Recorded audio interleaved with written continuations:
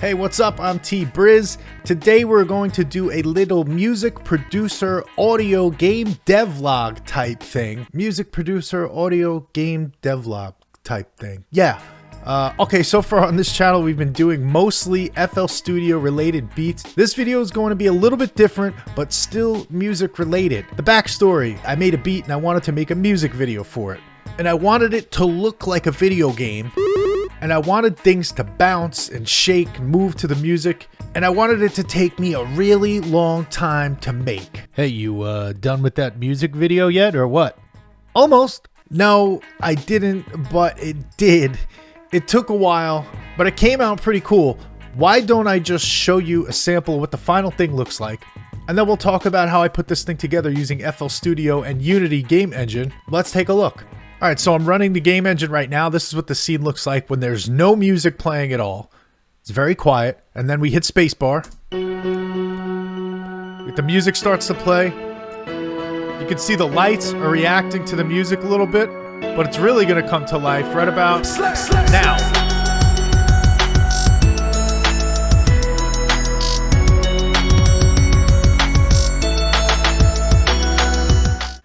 So I'll let that full thing play out at the end of this video. That was just a little taste of it. Okay, so how do we get this all to come together? First, I figured let's build a scene in Unity, get a vibe going for some inspiration, lay down the art, and then I can figure out how to make everything else move later. So let's do that. To get the art, I went to the Unity Asssets store and I found this guy, Ansimuz. He's got some really cool art and assets, and the assets I used to build this scene came from his Gothicvania church pack. So let's use this to build a scene. So I used the images for these church windows to throw up in the background. Then I started laying down some floors. I figured this would be back in the distance. Let me throw up some pillars. Maybe add some layers to the foreground, some more floors and some pillars. And I had this idea to put like a pool of water in the middle. So I found this water image online. I don't even remember where I found it. I just kind of sized it, made it scroll so it looked animated and alive. And then of course, throw the tbriz logo right in the middle because I want this thing to bounce when the music starts playing. Okay, the scene is looking pretty good. Maybe like the lair that the Ninja Turtles would have lived down here or something. And now let's add some lighting. I definitely want some lights on the windows in the back, some lights over the water to add some extra color and vibe, and a few little touches, and we're ready to move on to making it all come to life with music. So, how are we going to do this? Well, let's output our audio stems from the FL Studio project and we can think on it. So there's a bunch of stems, one for each instrument in the song, but for this project I figured working with these four would be a good target. We have audio tracks for the full song, the kick, the snare, and the bass. Let's take a closer look at the snare audio. Every time we see a big spike in volume, we know that the snare drum was hit. And there's big gaps of silence in between each hit. So, volume, no volume. Volume, no volume. Volume, no volume. After a few more hours of repeating this to myself, it finally hit me. Volume. Volume was the secret. We need to know the volume, and we can use that information to affect the game objects in the scene and make them move according to the volume. Okay, so check this out. We have our snare volume, right? And every time we get one of these spikes in volume, let's say that equals 0.51 inside of Unity. So we want to use this value and let's say make one of the lights get brighter in the background like we saw in that preview at the beginning of the video. And having already gone through this process, I know that 0.51 is not enough to make those lights as bright as I want them to get. So what I need is some sort of multiplier. So that way we can do our volume, we can multiply it by 200, and then as a result, we will get the value that we want for our light intensity.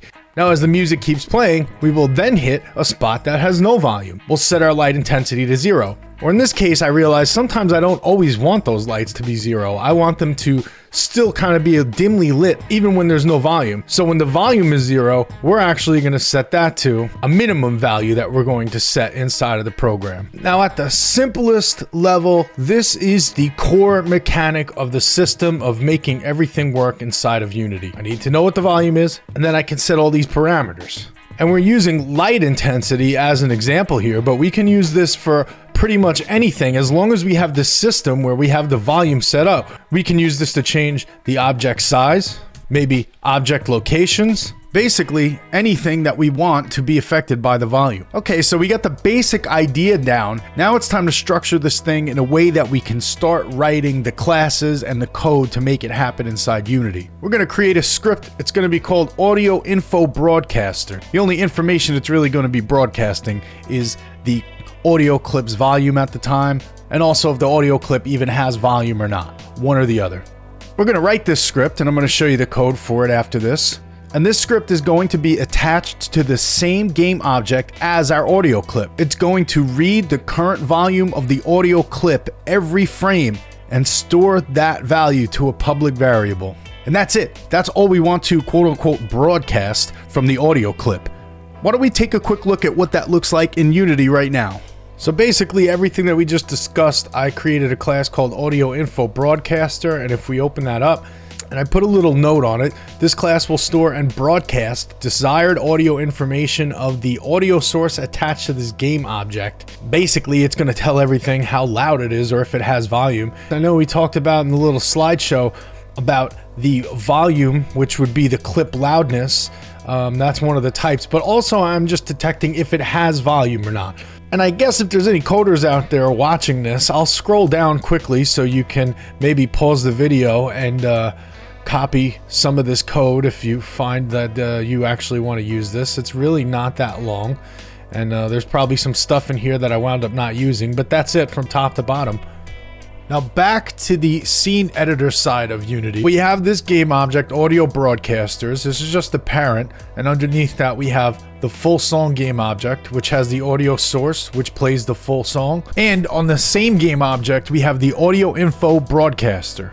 We also have a game object called stems, and this is where we have the stems for the kick, the bass, the snare, and anything else that we wanted to individually affect game objects within the scene. Like we talked about in the beginning, maybe we just want the snare to affect something, and maybe something only blinks brighter when the snare hits. So that's what these stems are for, and all of these have their own audio info broadcaster on them, so we know the volumes of each individual audio clip that we're using to affect the rest of the game objects in the scene. Let's take a look at the full song and the audio info broadcaster on that game object.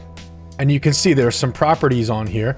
The clip loudness is just public, and while the song is playing, you'll see this value actually changes. Let's take a look at that really quick. I'm gonna play the game. It's funny because I guess it's not much of a game because you don't really play it, you just watch it. So I don't know what the hell kind of game that is. But if I hit space now, let's take a look over here. See that clip loudness value is moving. And you can see how the lights, the global lights are moving. So if you notice, there were lights moving down at the bottom here. If we go into our environment and we find our global light 2D, here's the other side of that. So we have that code that broadcasts the audio, but now we need a component on, say, our light source to listen for it. And we have an audio effector lights 2D. Alright, so let's talk about that right now then. So we have something broadcasting the volume. Now we're going to create another script, and this one's going to be attached to the game object we would like to add effects to based off the volume of the broadcaster. For instance, we want to make the lights brighter. So we need something on the light game object that is able to read that value that's being broadcast from the audio clip game object. And that's what this script is going to do. It's just going to take the value from the audio info broadcasters and allow us to use it to affect something. Like in this chart we're looking at, in this example, we're using it to affect the intensity of the lights on the lights 2D. So let's take a look at that really quick. Here's the audio effector base class. We're going to connect our audio info broadcaster so we can ask it, hey, what's the volume? What volume are you broadcasting at right now? Every single frame. We want the type. We want to know, are we going to use that value, and we're going to use it as, does it have volume like we talked about, the 0 or 1, if it does or it doesn't, or is it going to be clip loudness, which is the value of the volume. And then every single frame, we set this effector value, and we say whatever the audio info broadcaster is, we want to get that value.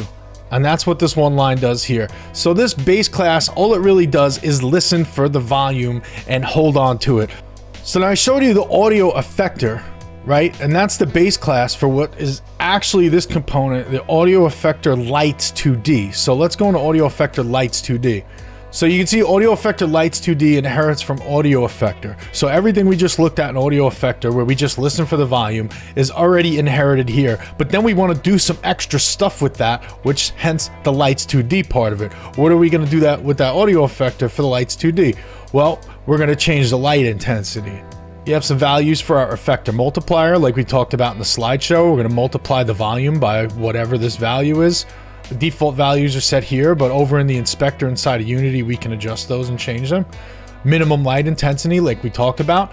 The light component that we're actually going to affect. And then here's the light intensity. That is the actual value of the light intensity that's going to be generated using the volume. And again, you can see it's a pretty simple script at this point. This is it. Here, we are just doing exactly what we said we would be doing in that slideshow. We're taking the effector value, which is the volume. We're multiplying it by our multiplier, and we're getting our light intensity. And then we're setting it to our lights 2D. The intensity equals light intensity. And that is a little bit of the code underneath the hood that's making those lights blink. So basically, that idea that we use the volume to affect things is all I'm really doing here in the code. I've written scripts to take the volume and do things like affect the transparency. Here's the script for that. I'll do things like affect the scale of the transform. Here's the script for that. This is the one that makes things bounce. If you play with these settings in the editor, you can get it to bounce really big, really small, whatever you want. You got to play around with it.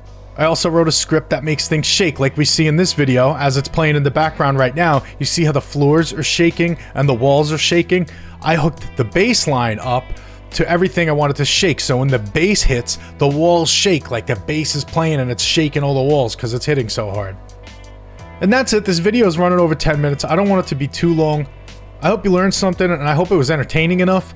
Normally on this channel, I do music related, maybe FL Studio and songwriting stuff. I would like to do more music and code, and I hope you guys are okay with that. Let me know what you think down in the comments if you'd like to see more videos like this, or if you just want me to stick to the FL Studio stuff. Or if you're new here, please don't forget to subscribe and like the video, and just tell me what you think anyway. I really appreciate it. I'm gonna let that music video play out to the end of this video. Guys, have a great day, and I'll see you on the next one. Peace out.